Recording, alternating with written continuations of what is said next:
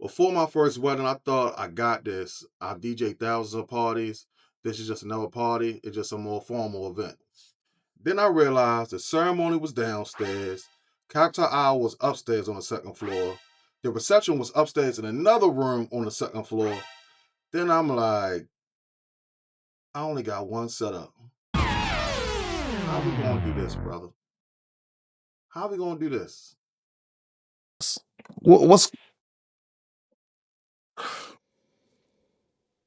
By the time the reception started, I felt like I'd done a full workout before I even played the first dance. If you're a DJ thinking about weddings, I'm going to show you exactly what I did wrong at my very first wedding and what I wish I knew so you don't make the same mistakes.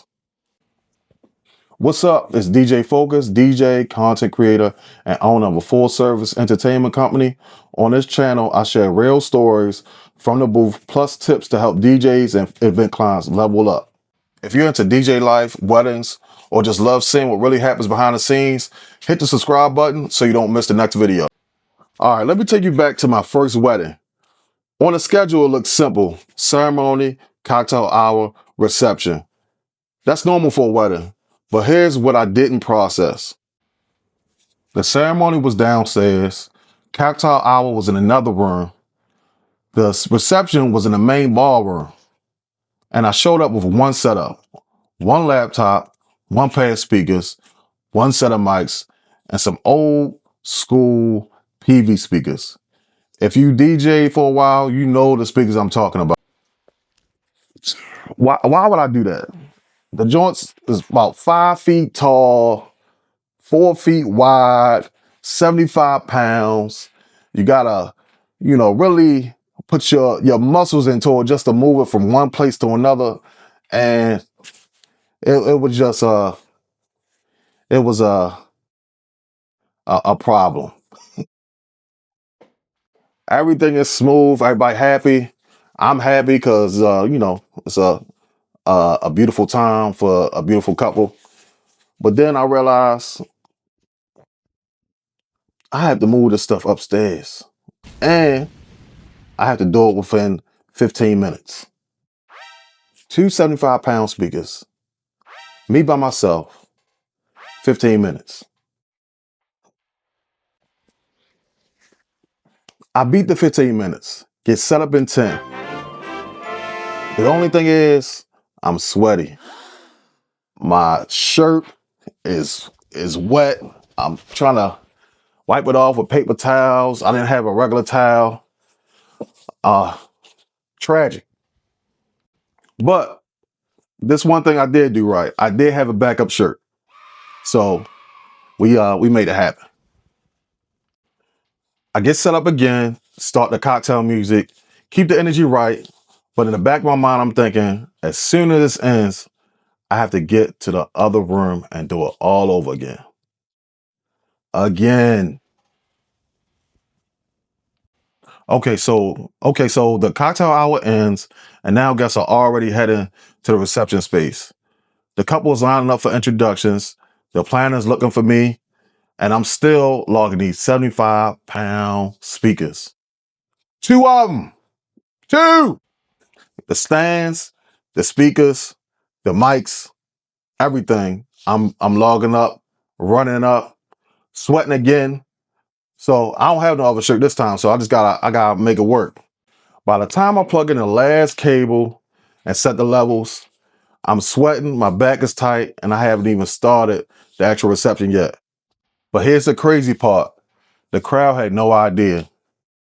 They still partied, they had a good time, and from the outside looking in, everything was good. It looked like a win. Inside, I was exhausted. I had basically done a full workout. My back is tight. My head hurt. My feet hurt. But we made it happen. Driving home that night, I told myself I'm never doing a wedding like that again. Not because I hated weddings, but because I treated a wedding just like another party. When in all actuality, a wedding is a full production. The number thing I wish I'd done before I started was actually getting a mentor, somebody I could shadow, get kick ideas off of. If you're a new DJ or matter of fact, a new wedding DJ, because you've probably been DJing parties for a while, take the time, shadow experienced DJ, get tips, get ideas on what to do in certain situation, and you'll be happy you did it. When you shadow, don't just watch the music. Pay attention to how they handle multiple rooms and spaces, how early they arrive, how they pace the setup, how they talk to the venue and the wedding planners, how they talk to the photographer, how they talk to the couples, how they talk to the waiting staff. All of these are important. Look at how they manage a timeline with the ceremony, the cocktail entrances, the toast, the first dance, all of it. One day of watching a pro at work is worth way more than just guessing your way through a wedding, especially as if it's your first wedding. It can literally save your body, your reputation, and your relationship with that couple and their family and future couples, because people talk. I was fortunate in the wedding being successful, especially my first one, and not having a mentor. But if I could go back, I definitely would have hollered at, talked to at least 3 DJs I know that have done plenty of weddings. Second thing I wish I knew: a wedding is not one gig; it's 3 mini events in one day: ceremony, cocktail hour, reception. And you should plan your setups the same way you plan your music. Redo that first wedding. Here's exactly what I do. I bring at least a small second setup just for ceremony or cocktail hour. A compact pair of speakers, a small mixer or controller, and a separate mic. I decide ahead of time, this is my ceremony rig, this is my reception rig, this is my cocktail hour rig. So actually, it'd be 3. Okay, let's look at the reception setup. The reception will be fully built and ready in the main room before I even hit play at the ceremony. I'll make sure everything is queued up, the sound is right, the mics are right. That way, instead of turning everything down 3 times, maybe just grabbing my laptop or plugging in an extra cord, not carrying my whole life throughout this venue. The goal is simple. Once your guests start arriving, your heavy lifting should be done. You want to be in DJ mode, not furniture mover mode. Third lesson: your gear choices affect your energy. Those old PV speakers were built like gym equipment. I was really like lifting like I was in a gym. Like I definitely had muscles at. Anyway, they work, but they weren't designed for a day where you're moving between multiple rooms. If you're serious about weddings and events, start planning an upgrade plan for the lighter, event-friendly gear. That doesn't mean you have to buy the most expensive speakers on earth on day one. It means you're intentional about lighter power speakers that you can carry without wrecking your back. Carts, dollies, proper bags, so that you're rolling gear instead of hugging it. So you're duplicating small pieces, extra mics, an extra DI, extra cables, so you don't have to rip your main setup apart to make a second area work.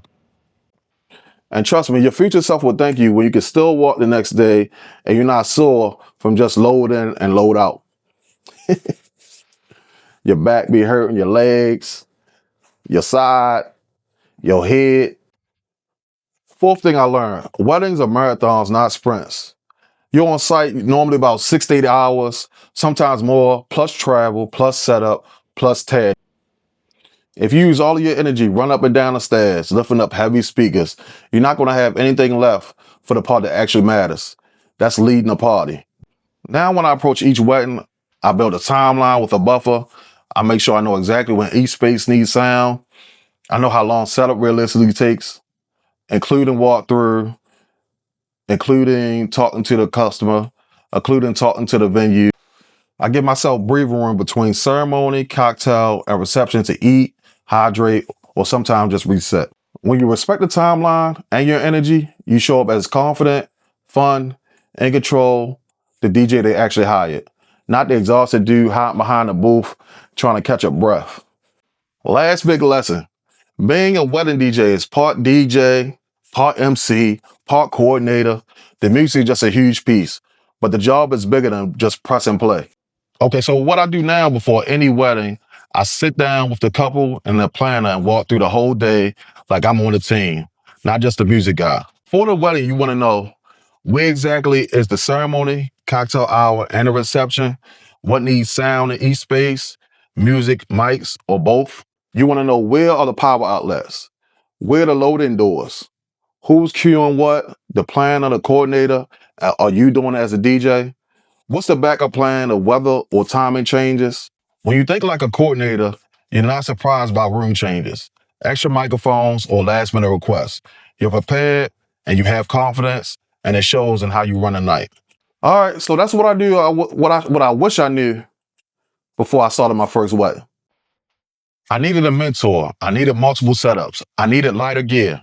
I needed to respect the timeline, and I needed to think like a coordinator, not just a DJ.